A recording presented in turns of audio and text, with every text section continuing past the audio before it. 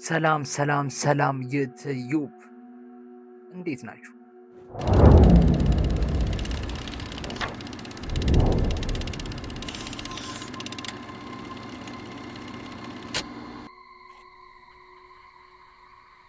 እንደ ኤሮፓውያን አቆጣጠር በ2026 የዩኤስ የፍትህ ዲፓርትመንት ከ2 ሚሊዮን በላይ ሰነዶች፣ ኢሜሎች፣ ፎቶዎች፣ ቪዲዮዎች እንዲሁም የተለያዩ የምርመራ ፋይሎችን በይፋ ለህዝቡ በመልቀቅ ዓለምን አስደነገጠ።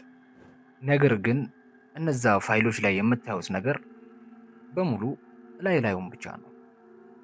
በሚሊዮኖች የሚቆጠሩ ገጾች ተደብቀዋል።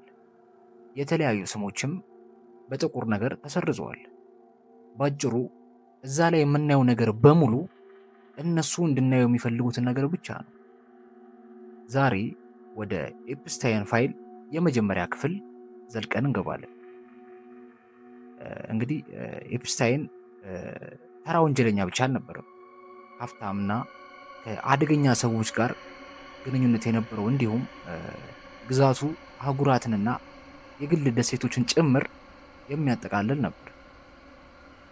ኤፍቢአይ ቤቱን በወረረበትና ውስጡ ያሉትን መሳሪያዎች በፈተሸ ጊዜ ከሚሊዮን በላይ የሚቆጠሩ ማስረጃዎችን ማግኘት ችሎ ነበር። ከዚያም ውስጥ እንግዲህ የተለያዩ ኢሜሎች፣ የበረራ መዝገቦች፣ ማስታወሻዎች፣ ፎቶዎች እንዲሁም በኮድ የተላኩ ኢሜሎችን ጭምር ማግኘት ችሎ ነበር። እንግዲህ ከ2 ሚሊዮን በላይ ፋይሎች መለቀቁ ለህዝቡ ግልጸኝነት እንዲኖረው ታስቦ ቢሆንም የሆነው ነገር ግን በተቃራኒ ነበር። መርማሪዎችና ፋይሉን የተመለከቱ ሰዎች ያስተዋሉት የመጀመሪያው ነገር ብዙ ፋይሎች መሰረዛቸውንና አንዳንዶቹም ሙሉ በሙሉ መጥፋታቸውን ነበር። እንግዲህ ወዲያው ነበር ጋዜጠኞችና መርማሪዎች ይህን ጥያቄ ያነሱት። መንግስት ምን አይነት ከባድ ማስረጃዎችን እየደበቀ ሊሆን ይችላል? እና ደግሞ ለምን አሁን ላይ እነዚህ ፋይሎችን መልቀቅ አስፈለገ? ከዚህ ሁሉ ጊዜ በኋላ ማለት ነው።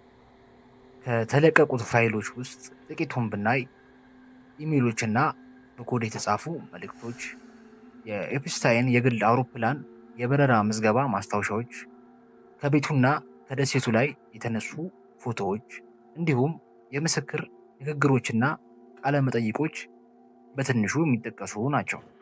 ነገር ግን ከዚህ ትልቅ የፋይል መለቀቅ በኋላ እንኳን ያየነው ገና ትንሹ ነገር ነው። የአብዛኛው ሀያላን ግለሰቦች ስም የደበዘዙና ሙሉ በሙሉ ከገጽ ላይ የጠፉ ናቸው። እንደውም ያልተሰረዘውን ፋይል የተመለከቱ ወጋጮች እንዲህ ይላሉ፣ በዚህ ፋይሎች ውስጥ ያሉት ነገር እጅግ በጣም አስደንጋጭ ናቸው። አንዳንድ ስሞች ማለትም እዛ ላይ ያሉ አንዳንድ ስሞች ለማመን ሁላ ይከብዳሉ። እስካሁን ባለን መረጃ በሚሊዮን የሚቆጠሩ ሌሎች ሰነዶች አሁንም በመንግስት ግምገማና እይታ ውስጥ ናቸው። ባለስልጣናቱ የተጎጂዎችን ማንነት ለመጠበቅ ነው ቢሉም ሌሎች ግን የታዋቂ ሰዎችን ስምና መረጃ ለመሸፈን ነው ብለው ያወራሉ። አንዳንድ ፋይሎች እንደውም ከተለቀቁ በኋላ እንኳን በድጋሜ እንዲጠፉ ተደርገዋል። አንዳንዶቹም ማስተካከያ ተደርጎባቸው በድጋሜ ተለቀዋል። እኔ በራሴ ይህንን ፋይል ካየሁ በኋላ የተረዳሁት ነገር ቢኖር ይህ ጉዳይ ከኤፕስታይን ከሱ የላቀና እንደሆነና ያን የዘረጉትን መረብ አሁን ድረስ ሊኖር እንደሚችል ነው። እንግዲህ የኤፕስታይን ፋይል በዩኤስ ላይ ብቻ አያበቃም። ሀገራችንን ጨምሮ የተለያዩ የበረራ ማስታወሻዎች፣ ኢሜሎች እንዲሁም በአህጉራት መካከል ያሉትን ግንኙነቶች የሚጠቁምና ጉዳዩን ዓለም አቀፍ የሚያደርግ መረጃ ነው እንግዲህ ፋይሎቹ ላይ ያሉት ማለት ነው። ለዚህም ነው በዓለም ዙሪያ ያሉ መንግስታት ጉዳዩን በቅርበት እየተከታተሉት ያሉ።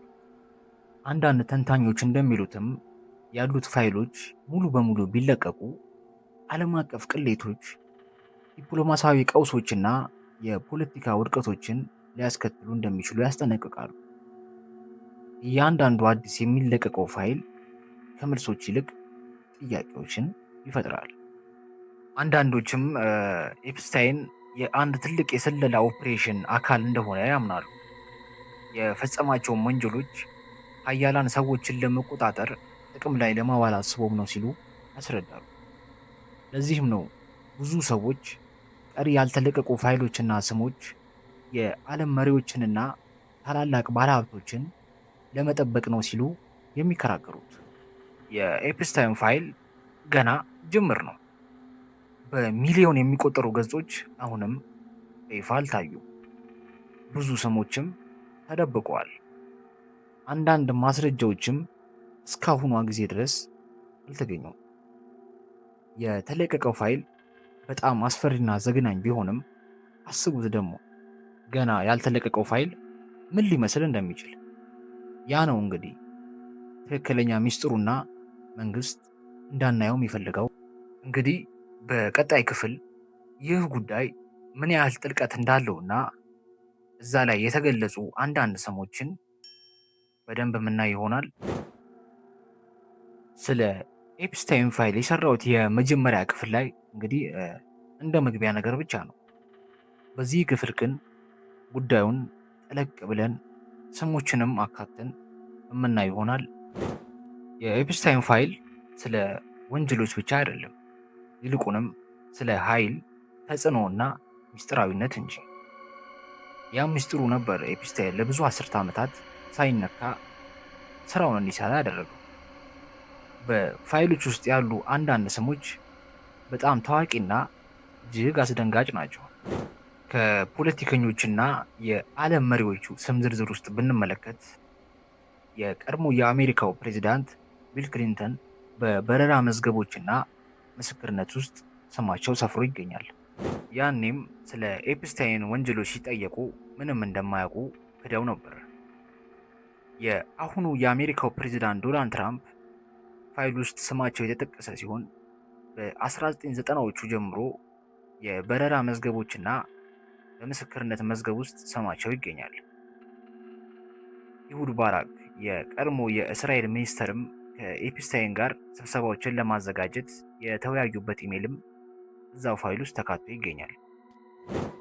እንዲሁም የቀድሞ የኒው ሜክሲኮ ገዢ ቢል፣ የቀድሞ የዩኬ ካቢኔ ሚኒስተር ፒተር፣ የሩሲያ የውጭ ጉዳይ ሚኒስተር ሰርጌይ እንዲሁም የቀድሞ የሲአይኤ ዳይሬክተር ዊሊያም ከብዙ በጥቂቶቹ ናቸው። እነዚህ እንግዲህ በደብዳቤ ደብተር ውስጥ ያሉ ተራ ስሞች ብቻ አይደሉም። ይልቁንም ፋይሎቹ ላይ ማን ምን እንዳደረገ፣ የት እንደሄደና ምን አይነት መረጃ እንደሚያውቅ በግልጽ የሚያሳዩ ነገሮችም ጭምር ነበሩ። ከቢሊዮነሮችና ከንግድ ሰዎች ስም ዝርዝር ውስጥ ብንመለከት ደግሞ የቪክቶሪያ ሴክሬት መስራች ሊስ ዋክስነር፣ የማይክሮሶፍት መስራች ቢል ጌትስ፣ የዓለማችን ቁጥር አንዱ ቢሊዮነር ኤለን መስክ እንዲሁም የጉግል መስራች ሰርጌይ እጅግ ጥቂቶቹ ናቸው። ከዚያ ሁሉ ይበልጥ የሚያስፈራውና የሚያስደነግጠው ደግሞ የታዋቂ ሰዎች ስም ዝርዝር ሲሆን ከዚያም ውስጥ ማይክል ጃክሰን እና ክሪስ ታከር ይገኙበታል። እነዚህ ስሞች በማህበራዊ አውዶች፣ ክስተቶችና የበረራ ማስታወሻዎች ውስጥ የተገኙ ቢሆኑም ሁሉም ወንጀለኛ ናቸው ማለት አይቻልም። ነገር ግን ስማቸው መገኘቱ ብቻ የኤፕስታይንን ዓለም አቀፍ ተደራሽነትና ግንኙነት በቀላሉ የሚያሳይ ማስረጃ ነው። የኤፕስታይን ፋይል በተለያዩ ሀገራት ያሉ ልሂቃንን፣ ባለስልጣናትንና ቢሊዮነሮችን የማይገናኝ ኔትወርክን ይጠቁማል። ከበረራ መዝገብ ማስታወሻዎች ውስጥ በኤፕስታይን የግል አውሮፕላን ላይ ከመቶዎች በላይ የሚቆጠሩ ጉዞዎች እንደተደረጉ ያሳያሉ። ብዙ ጊዜ ደግሞ በጣም ከታወቁና ከፍተኛ መገለጫ ካላቸው ተሳፋሪዎች ጋር። ለምሳሌ ያህል የቀድሞ የአሜሪካ ፕሬዚዳንት ቢል ክሊንተን እንደ ኤሮፓውያን አቆጣጠር በ2002 የተካሄደውን የአፍሪካ ጉብኝት ጨምሮ ከኤፕስታይን ጋር ሌላ ብዙ ጉዞችን አድርጓል። በነገራችን ላይ እዚህ ጉዞ ላይ ክሪስ ሃከር ተሳትፎበትም ነበር። አንዳንድ መርማሪዎችና ጋዜጠኞች እንደሚሉት እነዚህ የተደበቁ ፋይሎች የኤፕስታይንን ስራዎች ከስለላ፣ ከዲፕሎማሲ እንዲሁም ከዓለም አቀፍ የኃይል መዋቅሮች ጋር የሚያገናኙ ሚስጥሮች ናቸው በማለት ያስረዳሉ። እንግዲህ በዚህ ጉዳይ አዳዲስ መረጃዎች ካሉ ቶሎ ቶሎ የማቀርብላችሁ ይሆናል። እስከዛው ግን ቻው።